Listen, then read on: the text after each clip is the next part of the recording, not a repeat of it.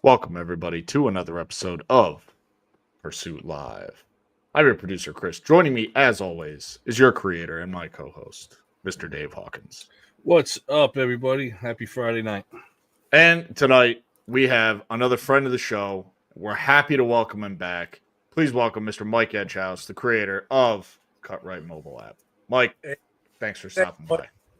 Man, tickled pink when Rob reached out to me and asked if I would come on again on Friday. Man, stoked to be here. Thanks for the invite. I'm glad I could squeeze it in between hockey and a beer date at 6:30. So I appreciate it. Absolutely. Yeah, where are you checking in from? You're on the road, it seems like you were telling us. My son plays hockey up at Okanagan Hockey Academy in Penticton, British Columbia. So very cool. He had a game this morning. He has a tournament this weekend. He has another game at 8:30 tonight Pacific time. So, so I'm up in Penticton, BC. It's damn beautiful up here. So, I have no complaints, man. Just following the kids around. That's it. Watching them play hockey, trying to hunt where I can, and butchering a shitload of animals. Nice. Well, I never played baseball in college, but I played on enough travel teams and tournament teams when we were traveling out of state. It's fun. You know, the camaraderie you make with the teammates, the parents make with each other. Those are memories you have for a lifetime. And then, the kids appreciate it. Once they get older, they appreciate the commitment it takes. So you're doing a good thing. I appreciate it, man. It's, I try to get to every game in person that I can because those of us with kids know, like, you never know when the wind blows the wrong way and they may say, hey, I don't want to play hockey anymore. Or you never know what opportunity is going to come knocking and you might be somewhere where I can't watch and play. That's right. So just trying to seize all those moments, man. That's it. Well, you're doing a good thing. So like I said, once he reaches a certain point, he'll look back on it. He'll thank you for it. I promise you. Man, it was pretty cool watching those credits roll. I saw my buddy Hunt Chef on there. Yeah.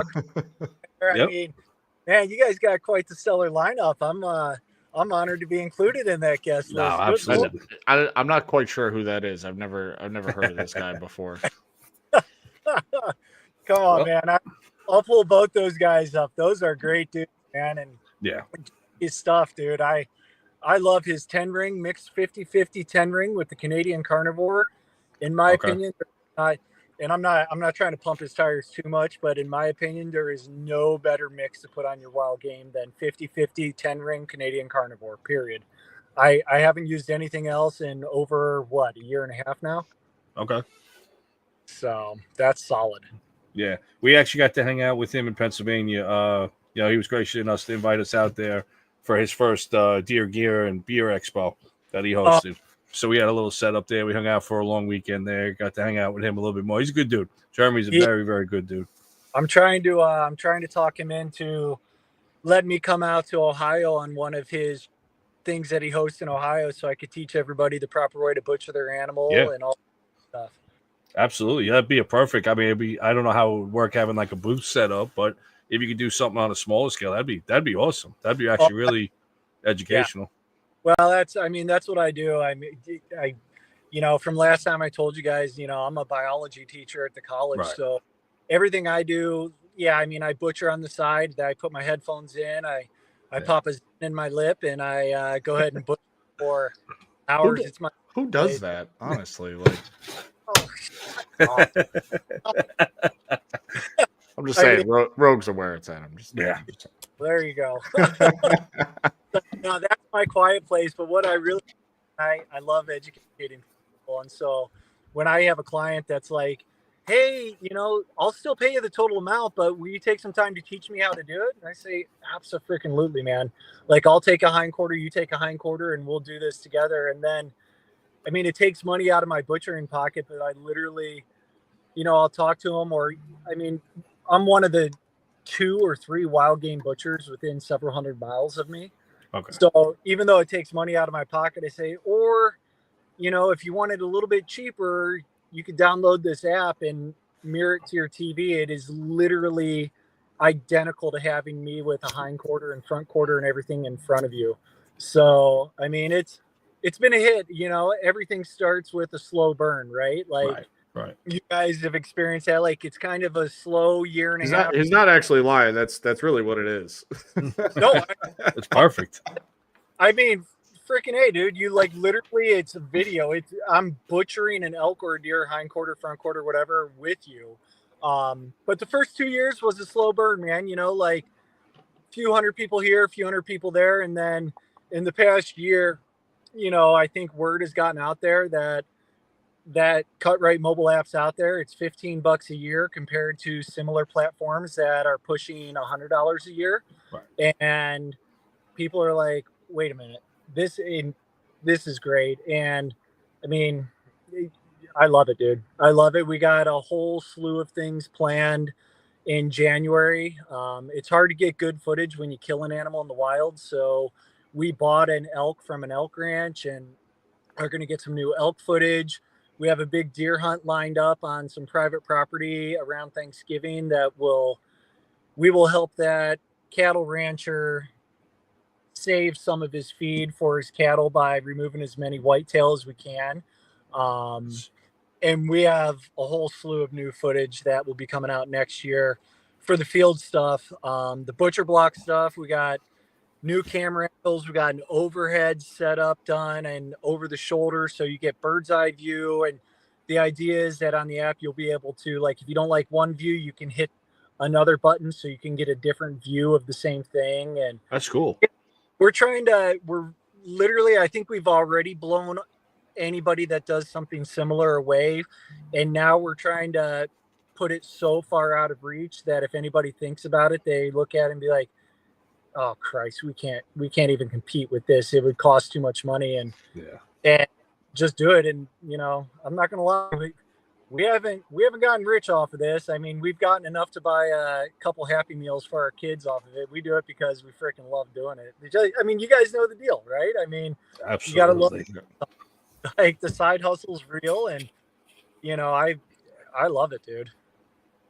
And we can tell, like, there's just so much just passion and energy. And I mean, that's who you are as a person. I can tell. But like when we get down to this and you start talking about Cutrite, like you have so much passion about it. Cause like you said, you started from the ground up and it's a labor of love. You put a lot of time and effort into it.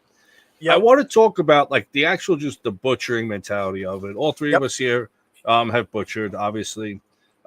Chris, like, what do you think is the biggest deterrent for maybe a new hunter that doesn't want to butcher their deer? Is it simply sometimes they just don't have access, or they actually maybe like intimidated by the process? I think some of it has to do with intimidation. It is a time-consuming process. I'm not going to lie to anybody. It's not like this. If you're cutting a deer up, it's not like it happens in 30 minutes. Right. It's probably intimidating because nobody wants. It's easy for somebody to learn as a kid, okay, somebody's going to take me out and they're going to show me how to hunt. But nobody really learns the second half. Mm-hmm. And even in my experience, that's something that's not taught as often as it should be. So I think a lot of people don't even know where to begin. So kind of getting over that intimidation of just, like, I learned just, hey, I'm going to figure this out. I shot a doe and I'm like, I got to figure this out one way or the other. Yeah. In all honesty, the field dress, well, after you field dress, that's the dirty, shitty part of it. Well, not all of us gut shoot deer, Dave, so none of us have to worry about that. Knucklehead, you know what I'm saying. Well, the field dressing is the part where it's like, people, you can see where people are intimidated or grossed out, whatever the case may be. At this point, you're dealing with a nice, clean carcass. It should be. At this point, by the time it's hanging. And we're going to touch on that a little bit, Mike. There's a couple of key factors I want to talk about as we're moving into a heavy whitetail season where there's going to be deer on the ground.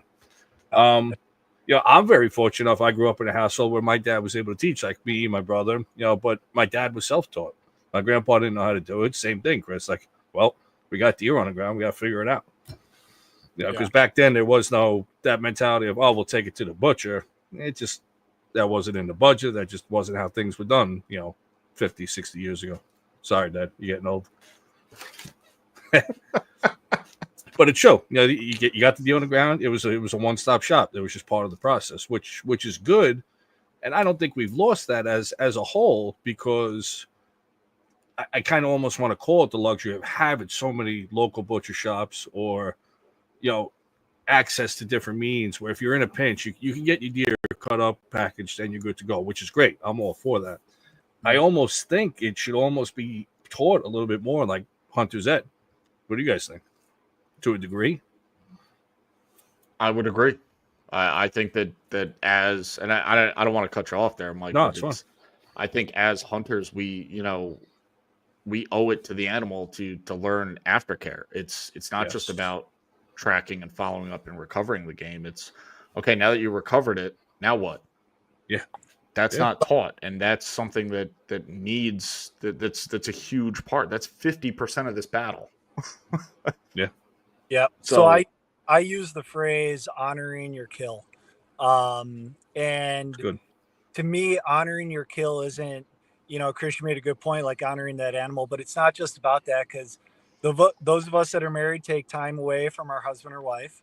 We take a lot of money out of our pocketbooks, whether it's taking days off work, buying new bows, rifles, ammo, gas, shit like that. We take time away from our kids to make it all happen. So to me, a hunter honoring his kill is not just honoring the animal, but everybody involved in the entire process of the hunt, and including you and all your time you put into mastering your craft of learning exactly where the intestines are so you can gut shoot it, right, Dave? And stuff like that. All right, guys, this has been a great episode. We'll catch you guys next week. Thanks for tuning in. Hey, I told you I'm following your guys' lead. So, I got thick skin. I can take it. So to me, that's honoring the kill. And I think, Chris, you said 50% of it. I would say that that's for me, that's a gross underestimate. The hunt is the easy part, man. Like, to me, the hunt is the fun part, the easy part. At least the fun part, the easy part for most people. Like, truly the work starts when you get to that animal and find it dead, right? That's when the hard ass work starts. That is the part, in my honest opinion, the field dressing, that's the part that you actually can mess up your animal, right? When you're field dressing it, you have the ability to, is this a rated R podcast, or is this you could almost call this NC-17 if you really okay, because that's the point where you really fuck shit up. Dressing. If you don't fuck shit up field dressing the animal, and again, as long as nobody in my hometown where I butcher is watching this, so they continue to hire me to butcher their animal, you can't fuck up your animal butchering it. The only thing you can do is get better with each animal, not even with each animal, with each quarter. So you do one hind quarter on an animal and you're like, oh, fuck, I didn't even know that, like, this looks like a great cut and I just messed it up. Well, guess what? You have another hind quarter so you don't mess it up. Right? Or like maybe you have multiple tags, so you messed it up on that first one, but you're not going to mess it up on the second one or third one. Like, you get better each time. It's just like, Dave, when you play travel baseball, like, you're not throwing a strike every time. Like, when you started pitching in Babe Ruth, you probably sucked. And by the time you got to high school and older, I mean, you sucked less because you learned things and you got better at the process. And that's when anybody's like, man, I'd rather hire you to do it because I don't want to mess it up. And I do it for him for my fee, but then I say, like, you really can't mess it up. Like, if the animal's dead and you took care of it in the field, you can't mess it up. I mean, what's the worst case scenario? You end up with a couple less steaks or more stew meat or more grind wanted. And if that's the worst case scenario, count me in every single damn time. So I end up with more stew meat and grind. I'm all in. Forget about it. Like, you can't mess up butchering. You can just get better each time. I mean, that's the thing. Like, the people that say, Chris, you had mentioned, like, there's this fear, there's this apprehension, like, oh my God. To me, the viable excuse to not butcher your own animal is you don't have time. right? Because I can't tell you how many animals I've butchered on the tailgate of my truck. Like in a snowstorm after I've killed them and they've hung in the field a couple days, like you can butcher anywhere. I've butchered, Christ, don't tell the Hyatt and Maui this. I've butchered deer in over sinks in hotel rooms. You can butcher anywhere, right? Mr. Mike, you need more towels, Mr. Mike. Tell me about it. You can butcher anywhere, and you just get better at it with each animal. So, okay, so maybe you didn't remove all the silver skin you want off of that, and you saran wrapped it and butcher papered it, and you pulled it out, and your wife or your husband is like, "Oh my God, we got all this cut." So what? So you have to cut some silver skin off after it thaws. It's fine. You learned a lesson, and you'll cut that silver skin off next time if that's what you want to do. But like, where you can mess up is that field dressing portion. That's where you can mess up by, puncturing the guts, doing something maybe that can spoil the meat, or even the aftercare after field dressing it, like not hanging it. In my opinion, I have set times I think animals should hang to maximize tenderness and flavor. And maybe you hang it too warm. Maybe you didn't empty the beer out of your garage fridge, so you thought a cooler full of ice would be the best way to do it. Like, that's where you can mess it up. And those to me are all controllables. All that takes is the hunter. I mean, not to be stupid, freaking follow my Instagram channel and look at like 50 of the posts and you won't mess that up. But like, hunters go out there. I agree with what you said with hunter education. They go out there, they kill an animal. I can't tell you how many people call me and they're like, "Hey, do I need to gut this and skin it now?" As a butcher, they call my butchering service and say like, yeah, I guess I'm not sure your question. They're like, "Well, gutting it and skinning it, do you do that?" I'm like, "I can't get you in it for like 7 days." And they're like, "Oh, so the guts need to come out before then?" I'm like, like what planet do you live? And I can't say that, right? Yeah. As their butcher, but I'm like, yes, you need to skin it, in my opinion, and you need to absolutely gut it. And they're like, "Well, I don't have any place to put it. Can I just put it in a cooler with ice?" And I'm like, "Well, you can build a contraption to have the ice under it. You can put vapor barrier back." And, I'm like, "Well, ideally you want to hang it. It's cold enough to hang it." And they're like, "Well, it's supposed to be 70. I'm like, "Okay, well, do you have a garage fridge?" And I feel like everybody has a damn garage fridge. And, the answer is usually, yeah, but, there's beer and soda. I'm like, "Okay, so put that in the cooler because that can get wet, and put your deer, your elk quarters in the garage fridge, and it will be 100% fine in there. In fact, it'll be better than most like people that can hang it will do." So that's truly what I think. Like butchering, if you mess up, it's still delicious, right? And you'll learn as you go along. And here's a plug for the app. Like if you have the app, you're not going to mess it up. Like if you follow me on the app and like mirror it, it's literally like you have to have it on mute and close your eyes and not pay attention to mess it up if you follow my app. And in terms of hanging it, put it in your garage fridge. Like a garage fridge. I mean, we talked about this last time. Before I started like butchering commercially like this, like every single animal we ever killed would end up in the garage fridge, and it works beautifully. Open the fridge door a couple times a day, circulate that air, move stuff around. Like if it's sitting on the glass shelf, okay, rotate it so that part's not sitting on the shelf for 24 hours. Like it's easy. But the big mess up can happen with field dressing, like doing gutless method or gutting it. So you cut the bladder and now you got piss all over your tenderloins. Like you may not want to eat those tenderloins, right? Or you could growing up near where you guys are, like there was always the old school methods, like soak them in buttermilk, like get all that urea and uric acid out of them, try to make them taste. There's ways to help remedy it, but like it's so hard to fuck up the butchering part. Like it really is hard. There's the only thing you can do on butcher is make it better. But butchering itself, you're not going to mess it up. How can you mess it up? It's perfect meat that you pulled out of the field if you did it right. Like there's no messing up. I agree. We actually got a couple questions rolled in here while you were breaking that down for us. So you want to take them, Chris, or you want me to take them? Yeah, we can roll into them. All right, so we did have a from Sarvi Enterprises. Okay. He wants to know what the number one step in your opinion is to what's the number one step prior to beginning butchering once the deer is hung? Once the deer is hung, the number one step, you determine how long you're going to hang it. And for me, the number one step, like I pull the deer out of wherever it's hanging, or I go to a client's house as a butcher or even as a hunter, and I do it. My number one step, this is so unbelievably easy, and this may not be the answer you want. So jump back in on the chat, Savia, if this isn't the answer you're looking for. I take my 1999 Victorinox boning knife and I put it on the leather strap and I make sure it's sharp enough to shave hair off my arm. If the knife is sharp enough to shave hair off my arm, it's going to be a good day butchering. It's going to be exactly as I want it, and it's going to be significantly easier. That's my number one step.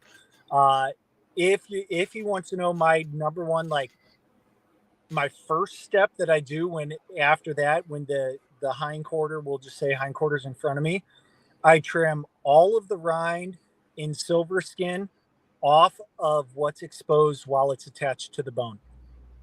Do whatever is exposed, clean it as best as possible while it's attached to the bone before you break off those muscle pieces. And then when you break off the muscle pieces, you just have the other side to trim off. It's easier. It's while it's on the bone, it's anchored. You don't have to worry about it slipping around and sliding, and using multiple hands.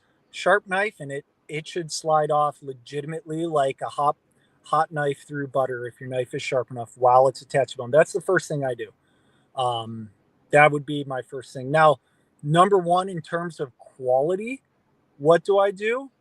I make sure that the fat is off and that gland buried between the bottom round and the top round is gone. I can freeze them with silver skin on. You can freeze them with that sticky fascia on. If you freeze them with the fat on, that fat, one, it's rancid. It goes rancid really fast. And it tastes like, if you cook it with fat on it, it tastes like paraffin wax in your mouth. Like ungulate fat is not ideal for consumption. Right. So those render. All right. I will say that if you really want to get yourself a sharp knife and you don't want to have to worry about running it over a strop, get yourself an iron will. I was going to touch on gear. I was going to touch on gear real quick here. And Mike, this is just supplemental to all the great info that you said. But I always like to try and keep the new hunter, second year hunter, whoever it may be, the butt out tool. It looks a little barbaric in the package, and I see people like it and people don't like it. I happen to believe that the butt out tool is one of the greater tools to keep in your fanny pack as a deer hunter when it comes to that field dressing process. I really think it is simple if you read the instructions. And honestly, after you use it a couple times, you are able to remove that whole cavity, the anal cavity. It is, let's just say, call it what it is. And that's a big process to letting that body, that core air immediately. To your point, like we're trying to keep this body temperature down. I wanted to throw a curveball of a question here, being that it's the rut.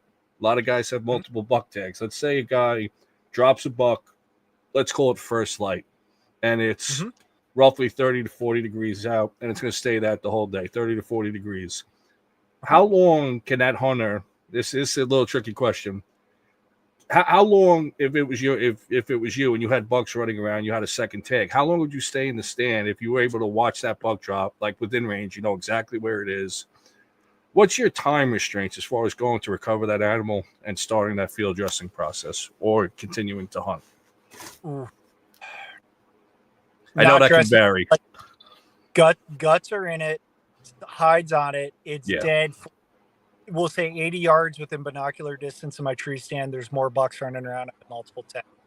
Yeah. 3 hours. Okay. That's actually good to know, because it's a scenario that people are going to be faced with. But you don't want to let that one spoil that's on the ground already. No, you may lose the tenderloins. But if it's truly 30 to 40 degrees and not a hunter's 30 to 40 degrees, which Right. I have a lot of people drop off animals and say they killed it in 30 to 40 degree weather, and I know goddamn well it was 80 because of how that is. So if it's truly 30 to 40, I say 3 hours because my son, who I'm watching play hockey 2 years ago, killed a nice cow elk, and he killed it at 4:45 in the morning. It was 67 degrees when we left the truck. It took us 2 hours and 15 minutes to find that animal, and it was in the shade, but the ambient air temperature was still 67. In the sun, it was at least 85, and we did not lose an ounce of meat. Now, so that was 2.5 hours in a hot ass day on a big than a whitetail animal. Now, with that, I will say, if you're gonna leave it, can you guys still hear me? Yes. Yep. Okay. For some reason, it switched over to my car, and I have no idea why. So if I'm getting, hold on, I'm gonna get rid of that.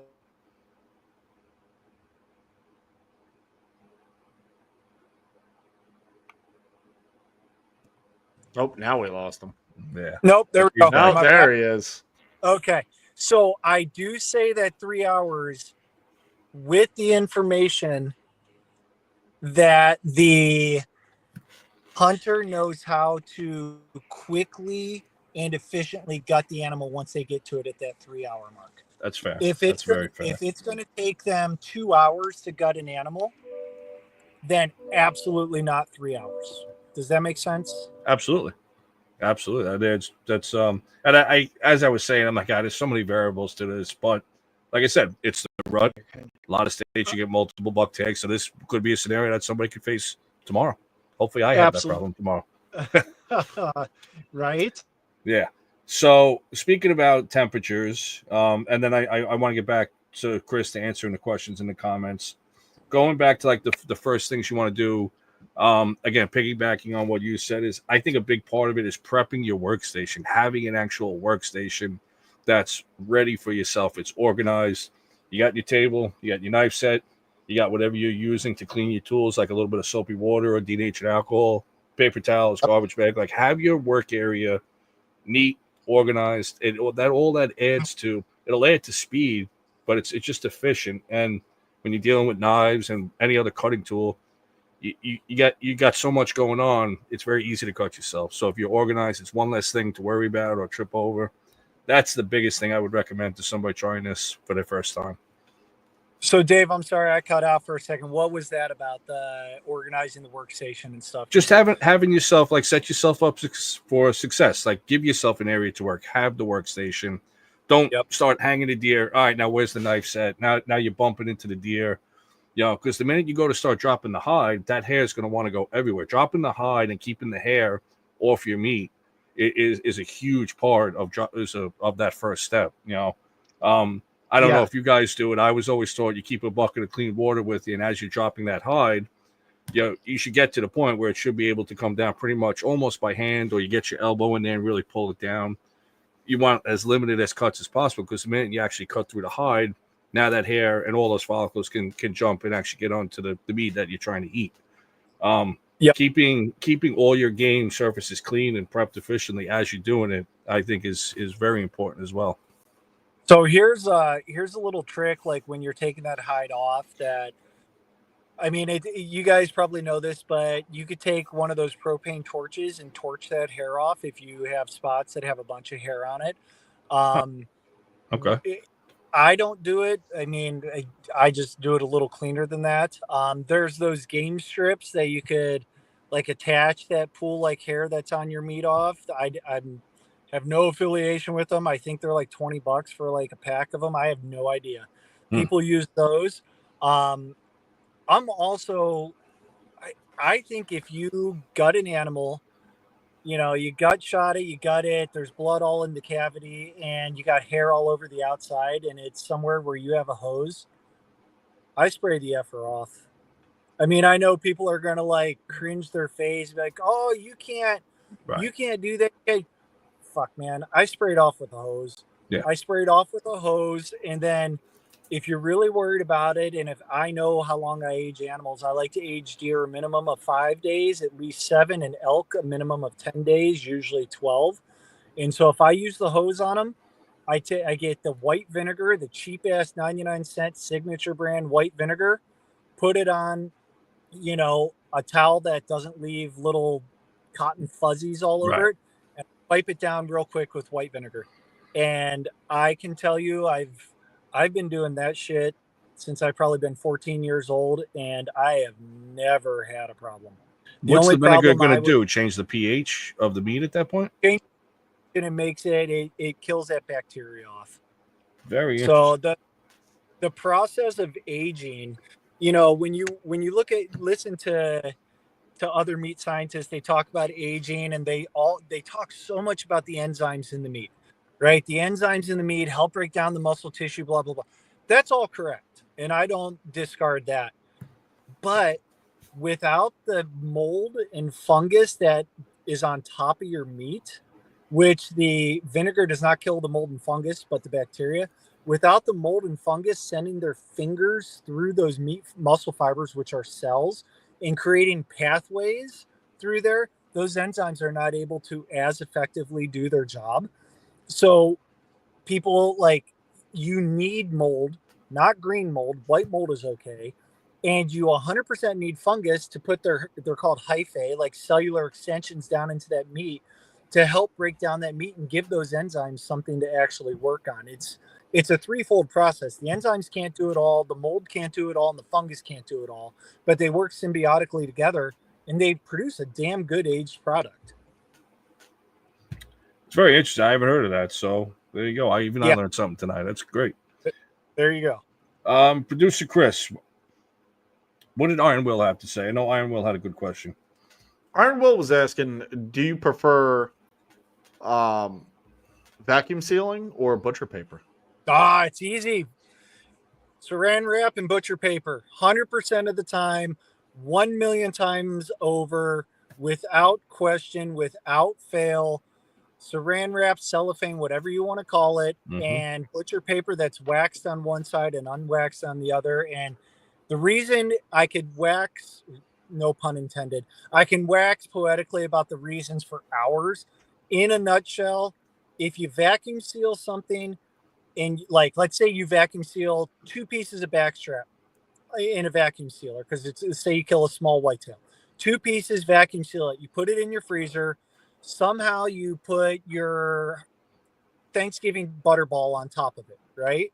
And it causes that meat to bend a little bit, a teeny little bit of air gets in the vacuum seal, and now that young buck that you killed, and you purposely hunted a young one like I like to because they taste a million times better, it allows air in there, oxidation occurs, which is freezer burn, and now you have to cut off some of that beautiful backstrap that you have purposely hunted that size animal for.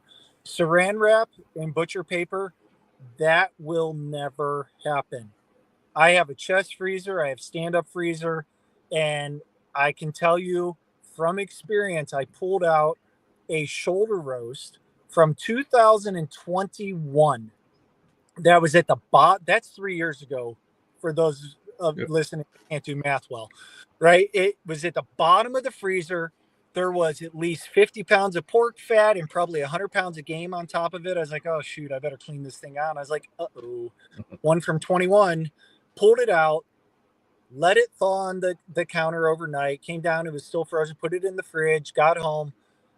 It came out. You wouldn't know that I didn't kill that animal this September.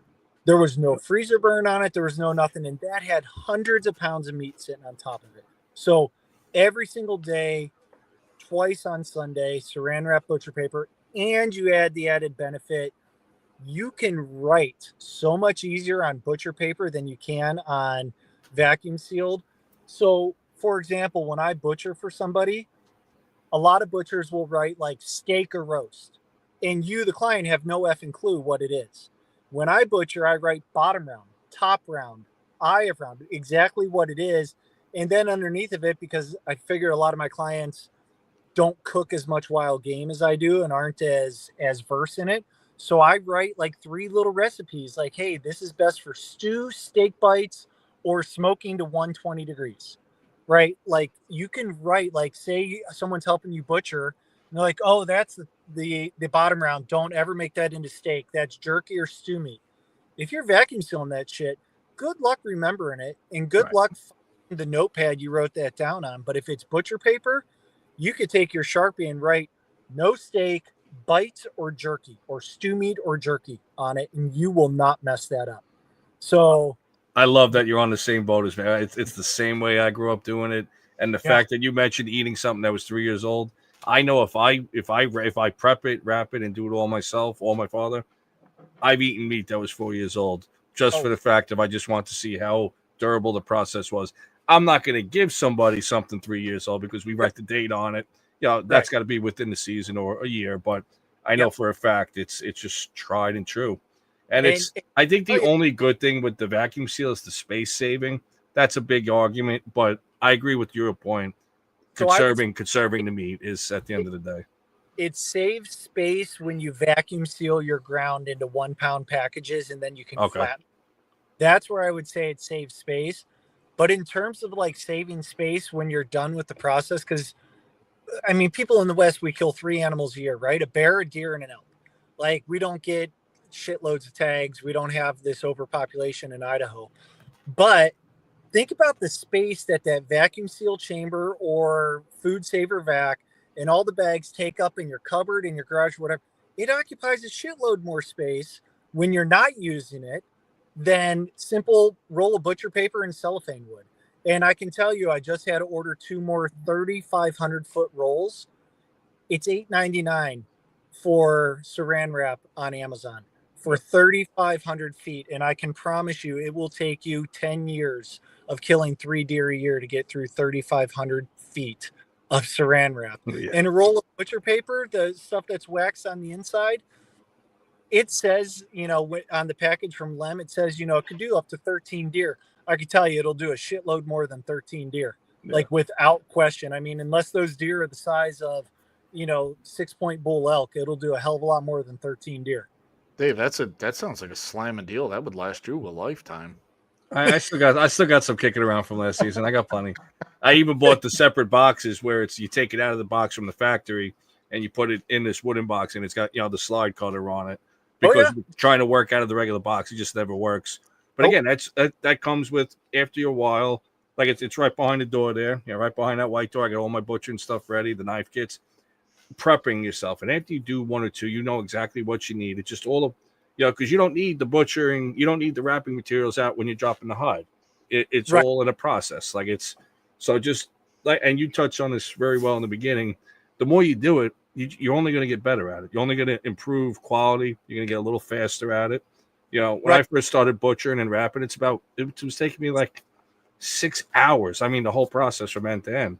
I'm down to 4 hours. It's still a little long, but that's a good time, man. That's not bad. From start to finish, fully wrapped, sealed, labeled, in the bag, all divvied up how I need it, and cleaned up. Cracking a beer, 4 hours. So you know what? That's not bad. I know you'll learn the anatomy. I think we touched on this a little bit when you got that hide off.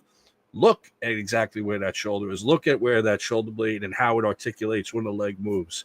Look at the ribs. Look at everything, and really learn about your shot placement, how critical it can be.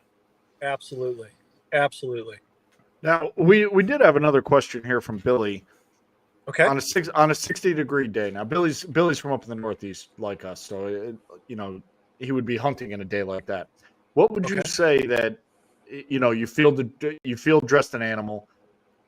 What would you say is your time frame that you have before that animal starts to spoil, before you really need to get that thing skinned and on ice?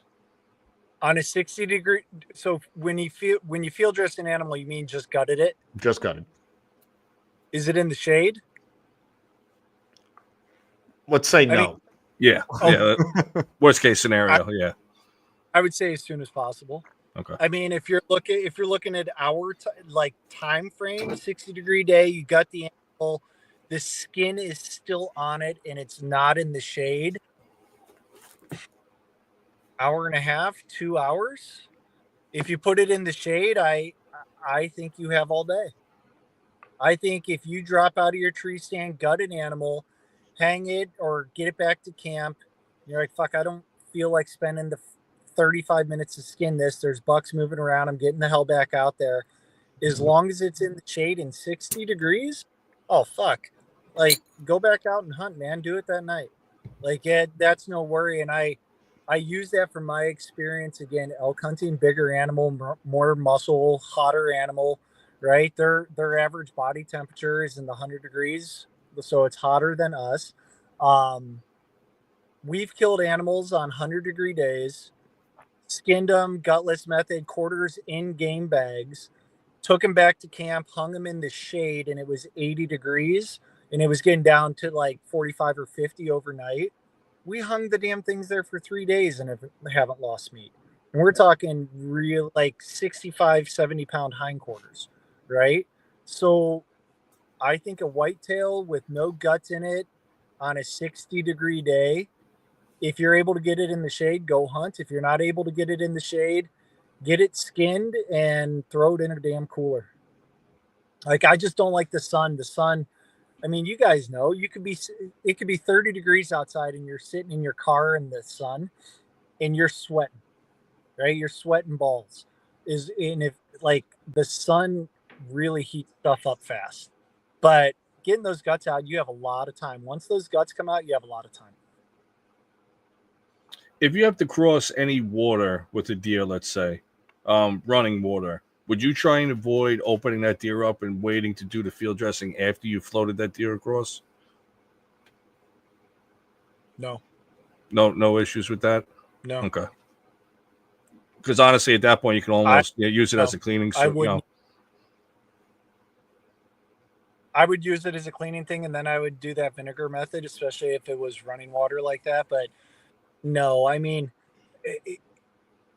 out here, and again, you guys in the Northeast too, like you kill a big ass buck on a, say, Billy said 60-degree day, say it's an 85-degree day.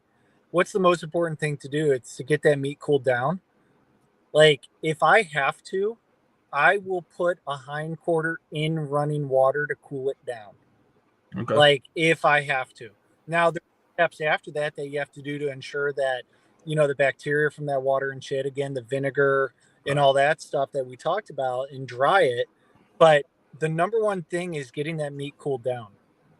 Right? So, like, my three things with meat, I want clean meat, I want cool meat, and I want dry meat. Right? And like, dry meat can't always happen, but and we just posted something about this the other day. You can actually re-dry your meat. So you get your animal down, you throw it in a cooler of ice. Fuck, man, the ice melted. This meat's wet. All right, so take it back out, hang it in the tree, and let the shit re-dry. You can re-dry meat, right? Like, people like freak out, like, oh my god, my meat's wet, blah blah blah. Just fucking re-dry it. Like, yeah, like now your sirloin steak might be a little off color and stuff like that, but re-dry the meat. Like, that wetness from your cooler did not soak all the way down to the femur. You're not going to lose your entire sirloin tip, bottom round, top round, everything. It might be that top quarter inch, but you can re-dry it. In fact, re-drying it is the right answer. Like, if it gets soaking wet, hang it up in a tree. Like, let it re-dry. So clean, cool, and dry. Like, if you can remember those things when your animal's down, like, and when I say clean, honestly, as a hunter, the last effing thing I'm worried about in the woods is hair on the meat, because I know I'm cutting that shit off anyway. Right. What I worry about when I say clean, don't drag it through dust. Don't roll it in mud. And I know that may sound funny to some of the people that are watching this or going to, or you guys. I have butchered moose that people have tied to the back of their four-wheeler and drug out of farmers' fields. And they bring it to me. I'm like, well, they're like, well, you're just going to cut that off anyway. I'm like, you drug it through a muddy ass farmer's field behind a fucking four-wheeler. What do you want me to do? Like, there is dirt in spots that dirt shouldn't be in. So hair, fuck, man, that's the least of your worries. Yeah. Clean and dirt, cool. If you touch it with your hand and it's not hot, you're good. Okay. Right. And dry. Like, and if it gets wet, re-dry it. And if you're ever in freaking doubt, it's your animal, it's your meat. Again, with butchering it, you can't mess up the butchering. Pretend you're a freaking samurai and cut that sirloin tip, those rounds, everything straight down to the bone, and let that heat escape. Some people are like, oh man, that'll cut my my top round into like 3 strips instead of like a nice top round steak that I can chop up. Okay, yeah, it might, and it's going to. Or the other option is you could lose your entire top round and maybe even your entire hindquarter. So samurai that shit. Like, get it cool. Like, the number one thing I would say with the thing is get it cooled off, right? Whatever that takes, get it cooled off. You have more time than you think, especially in the fall. Even on a 60-degree day, you have more time than you think. But after, several hours, you want to be able to put your hand on it and not have it giving your hand heat, but your hand giving it heat, if that makes sense. You want it to be cooler than your hand. Great info. Like I said, we always try and keep, I know I mentioned it before, that first year hunter, like this is critical stuff that could really help them out, in the jam. So yep. I hope it, these are going to be posted on our YouTube right after this, along with all the great info that your app and your page offers. So the info is out there. And again, people sometimes hesitate to ask. They feel like it's a dumb question. We're not that group of people. You got a question, come to us. If I don't know, I'll ask Chris, I'll ask Rob. We'll get you an answer. At this point, we got a strong team behind us, and we'll get you the info you need. And I've said it before, and I'll put it out to the YouTube and the live listeners and the Instagram and all that. Like, if there's ever a question about butchering, meat care, what do I think of this, since I can't smell it, obviously, through a picture, as the kids say, slide into my DMs on @Cutrite on the Instagram. So I did a podcast for the school September out here, and I offered that up. And I think over the following 3 weeks, I had 130 people send me messages, and good. I answer every single message. Like, I try to answer them right away, but sometimes it takes me a day or two, but I answer every single message. Even if somebody's like, hey, I'm getting ready to go on a hunt, this is the shit I might run into. What do you think? I try to get them my honest opinion back to it. So yeah, I mean, you have you guys, like your crew, like add me to that list. They could DM me anytime with questions on meat care, butchering, field dressing, etc. I mean, that is always an open invitation. I have a pet peeve, and I know some people don't have an option. These carrier racks, these cargo racks, like on the back of cars, and then they're like driving down from some mountainous region, and it just loaded with like this highway salt and just shit. And you look at this deer, let alone now you got the whole anti-hunting community sitting in traffic looking at this thing, and it's just like, man, that went from backstrap to not even like pastrami. That don't look good anymore. Dude, if you have to use one of these cargo exposed racks, would you, I guess, cover anything, buy a tarp, buy anything? It's going to help you. Yep. And it'll make you not look like a jackwagon driving. Yeah, that's part of that. That ties into ethics as well, like how you transport these things. I get it. It's if you're in a small rural town, the antlers are sticking past the bed of the truck. Well, that's a monster. That's a different problem. But if this thing scrolled out on the cargo carrier, frozen stiff, or just looking ragged, it's just like, oh. But the sticking out of the bed of a truck, at least in Idaho with an elk, that's like advertising you have a 13-inch dick. Good for you. Other people should know that.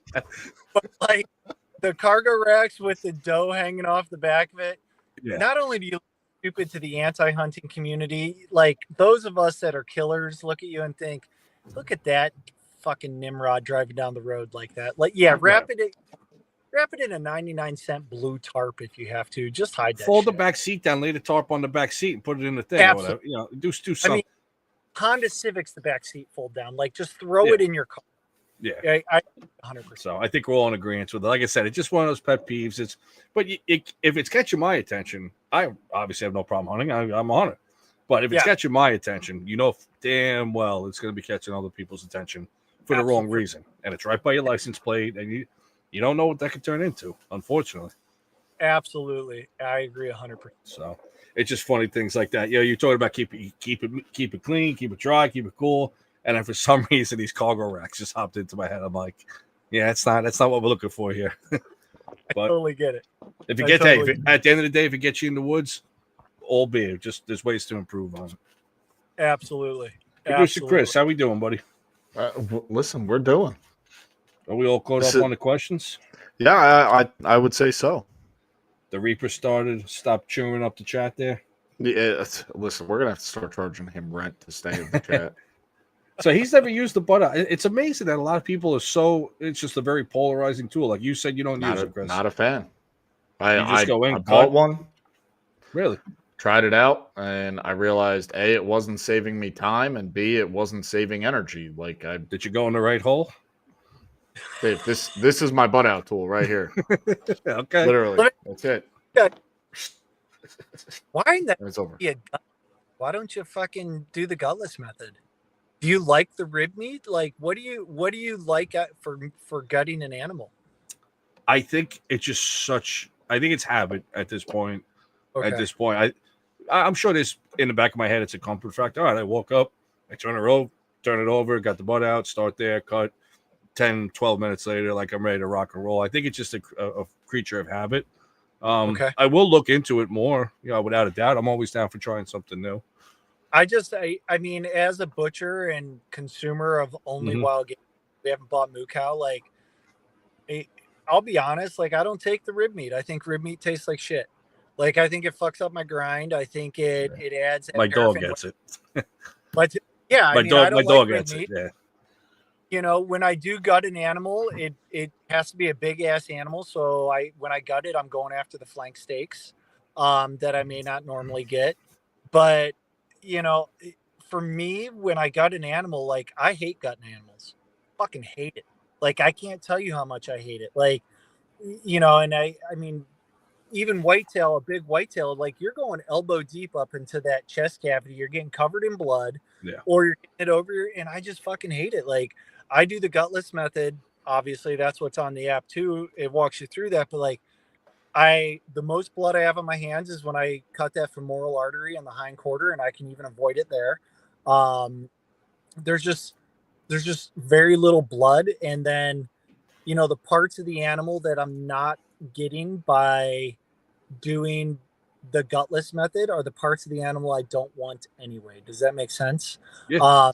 I will say, like when I did gut a deer 2 years ago because I wanted the caul fat to wrap meatballs in, and I wanted to make a rouladon with the rib roll. So I took that, that flank above the ribs, and I cut down between. So I had like the 3.5 foot sheet of meat, and I made that once, and I'll never make it again.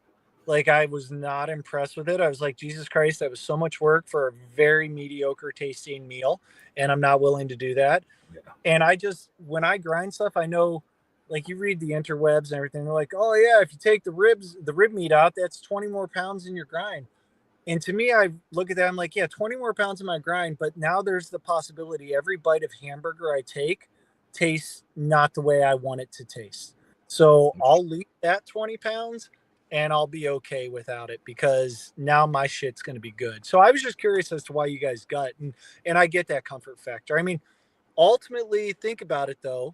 When you gut that animal and you go to butcher it, Dave, you're going to take those quarters off after you gut it, right? Like you go down, pop that ball joint and take them off and shave it off the pelvis. Like, so how to do the gutless method, because it's no fucking different whether the guts are in it or the guts are out of it. Right. So, I mean, I know it's a comfort factor. Like a lot of people are like, well, I gut it, then I know I'm not going to get guts on it. Like, I get that, but you're still going to do a version of the gutless method once the effing thing's gutted, because you find that ball joint, you pop that ball joint and you shave it. Like it's literally like maybe gut it the first couple times, and then that's practice for that gutless method. And I was just curious, because there's nothing to me that's advantageous the way I hunt and the way I eat to gutting an animal. I don't get anything extra out of it, unless I'm looking to try something fancy or something new. I would almost say it's kind of a cultural thing here. Especially in the Northeast, that's the way it's always been taught. I would say personally for me, I try to shoot deer earlier in the season, especially during bow season. We're in early October up here. It's warm. Yeah. So to me, if I can get the guts out, I'm cool. I'm starting that cooling process right away. Yeah.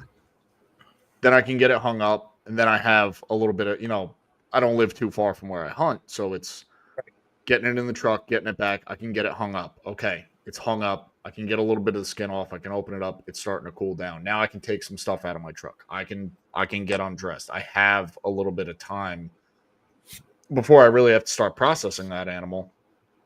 And you know, a lot of people up here don't do it. They actually, you know, Rob is a processor himself. Mm-hmm. He'll get people, and I understand that because I've taken deer to Rob. I've gone and helped him do it. It's Rob and I have many stories recently over I'm shit. sure. So this is just food for fodder, right? Or food for thought. It takes you 15 minutes to gut an animal.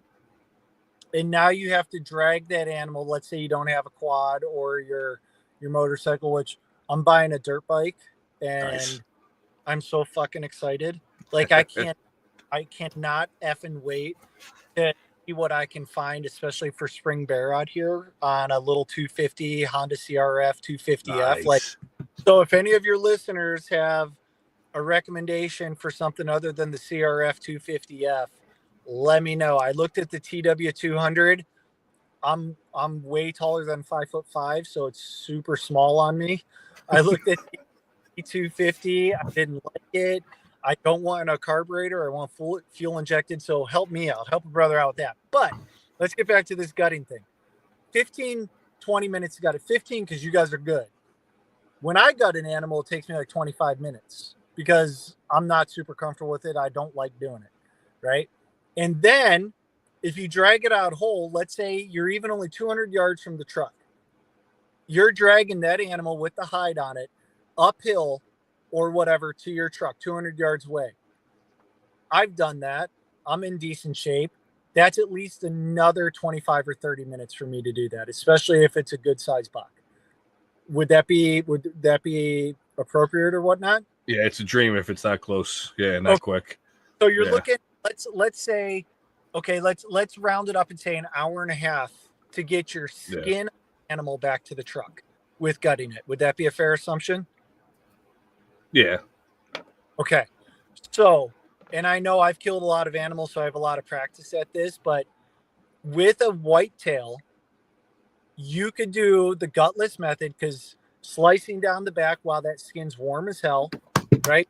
With a sharp knife, you slice down the back, you know, it pulls off like a tube sock. Those front shoulders pop off. You can have both front shoulders off in less than 5 minutes, right? There's no bony attachment. You pop them off. Okay, you have to spend 10 minutes on each hindquarter, right? Finding that ball joint, which it's real easy to find. I show you how to do it on the app. You follow that one muscle seam between the sirloin tip and the top round. That's the sartorius muscle. You follow it, boom, straight down. The ball joint's right under it. You pop that bitch off. You take your back straps. Let's say you're 45 minutes to do the gutless method on a average size Northeast whitetail, okay? But now instead of dragging and feeling like I've drugged deer, it feels like I'm going to have a heart attack. It's horrible. Like I hate doing it. You now have 4 deer quarters, right? You put, what's an average whitetail hindquarter weigh? Not a big one, an average one. 10 pounds, 12 pounds. Okay, so you put them both on your back, right? You could even put all 4 on your back, but you put both on your back, and maybe you farmers carry with one of the front quarters and the backstrap bag. And now you're not dragging anything. You're hiking with 10 pounds in each hand and like an additional 30 pounds on your back. To me, that's faster and easier.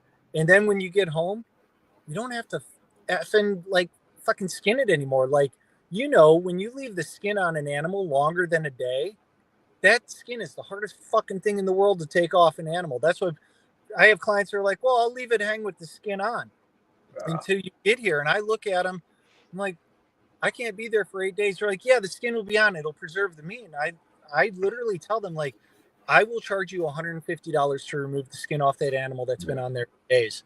And they don't understand that. I said, okay, then you fucking take it off.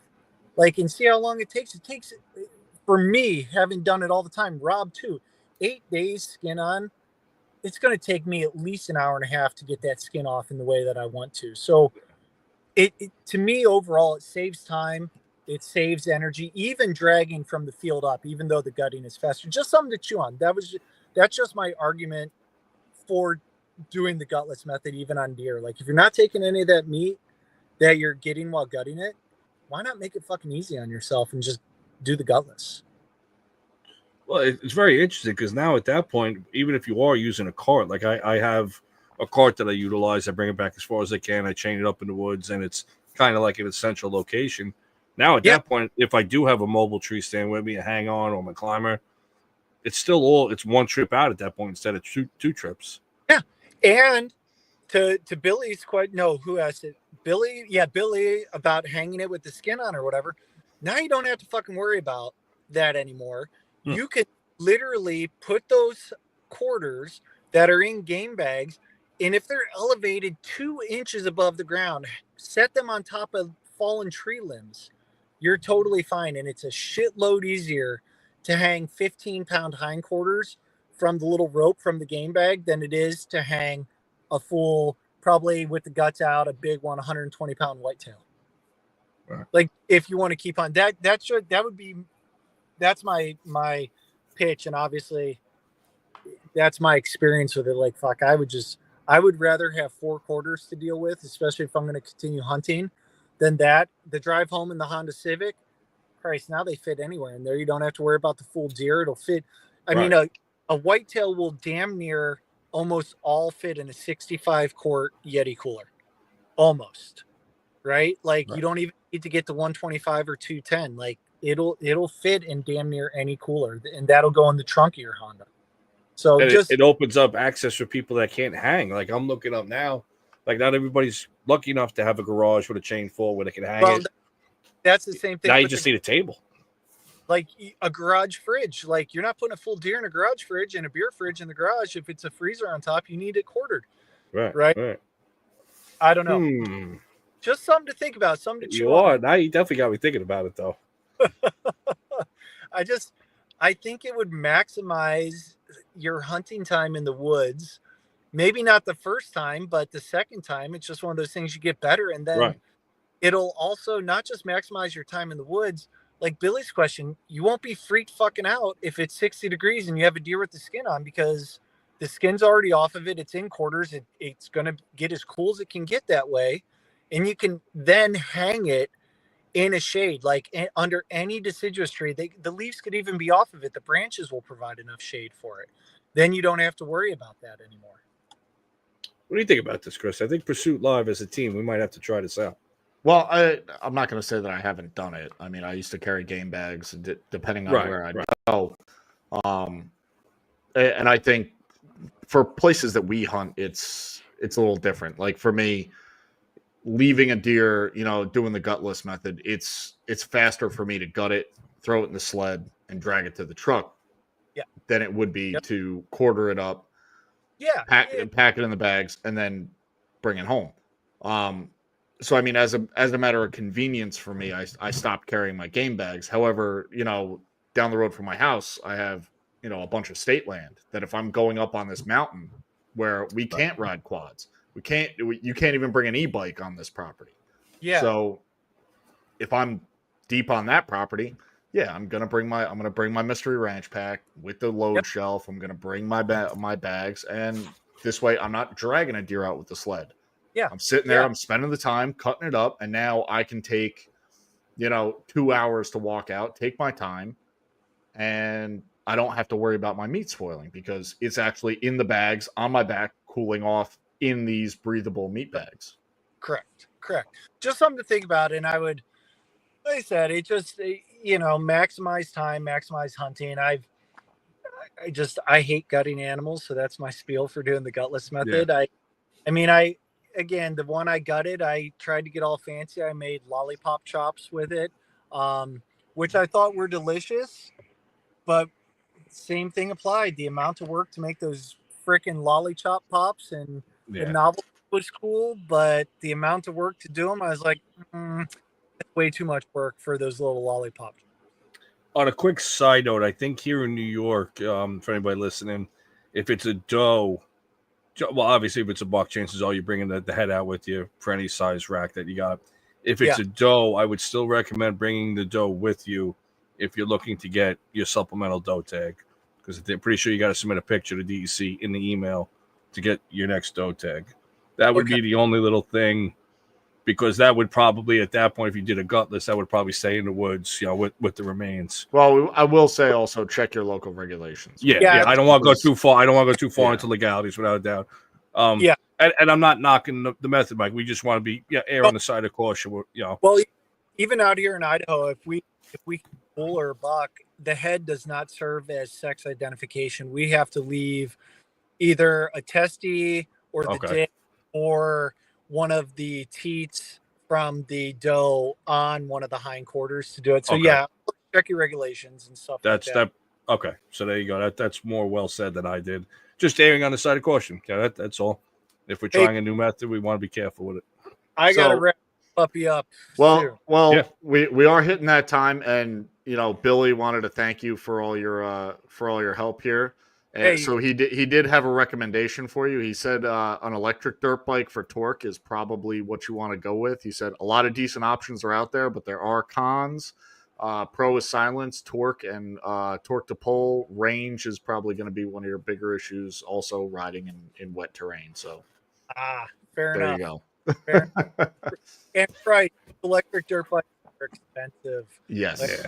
Like I could get a gasser that gets 100 miles a gallon a lot cheaper. But so, like, to get Forest Service legal out here, they have to have a quiet muffler and they have to have the spark protector and everything else on them. Like, quiet little bike. Not after Daddy Trump. Daddy Trump will take care of that. Yeah. So with that, Mike, if you could just tell everybody where they could find Cutrite Mobile, where they can find your content, and if they're looking to get in touch with you, how would they go about that? You got it. So guys, follow me on Cutrite Mobile at Cutrite Mobile on Instagram. I think coming up here right before the rut, I'm doing the Idaho rut, which is usually Thanksgiving week. We're going to be doing a giveaway on there. I post all my new recipes on that Instagram page at Cutrite Mobile. Butchering tips, whatever I'm cooking, whatever pops into my mind, etc. There's a lot of places to watch different butchering things on the interwebs.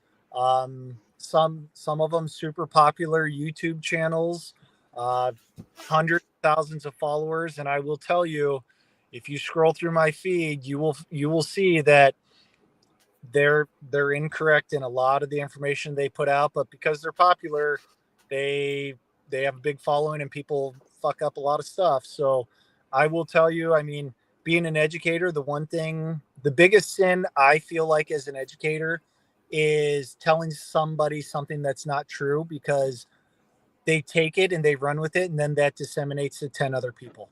Right. And then that disseminates. So all of a sudden there's a bunch of people that hate wild game because they're trying to make the bottom round in a steak or something along those lines. So at Cutrite Mobile, recipes on there. You can get the Cutrite Mobile app for $14.99 a year at wherever you get apps, whether that's the Apple Store, the Google Play Store, or whatever. It's $14.99 a year. We have 52 new recipes that are being put on it. Probably right after the Idaho hunting season ends. And then this January, like I said, we're filming a shitload new content. So there will be another big update coming probably before show season in the springtime to it as well. Awesome. Nice. And keep us in the loop for that. Anything you need from us as far as helping to promote it, just let us know. We're here for you. You got it, boys. And I believe last time I sent you some codes for the app. Did I do that or did I fuck up on that? Yep. No, I believe you did. Yeah. If I didn't, just shoot me a text or whatever, and we'll get you new stuff out there. Awesome. Appreciate that. Thank you. All right, you got it, boys. I got to run. I got to go. Do your thing. Then have a beer. There you go. There Good. You go. Enjoy. Hey, all right, thanks. Producer Chris. Have a good night, bud. So thank you, Mike, for stopping by. I know we know you were busy, so you're out of the country, so Hey, boys, thank you. I appreciate it. All right, let's roll it, Chris. All right, with that, everybody, thank you for stopping by. We definitely, Mike is a friend of the show. If you haven't already, check out Cutrite Mobile. I use it, and believe me, I know how to cut up deer. I have friends that know how to cut up deer. The one thing I love about this is the recipes. It's worth it.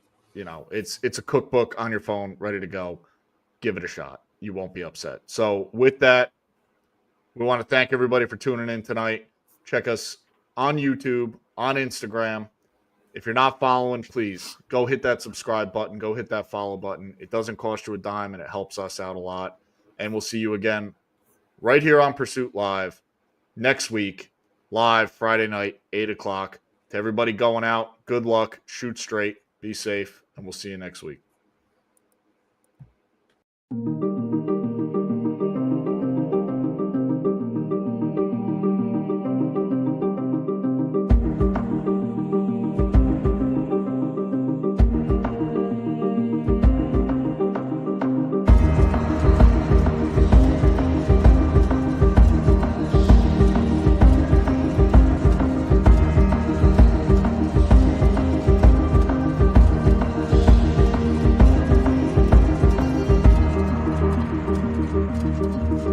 you.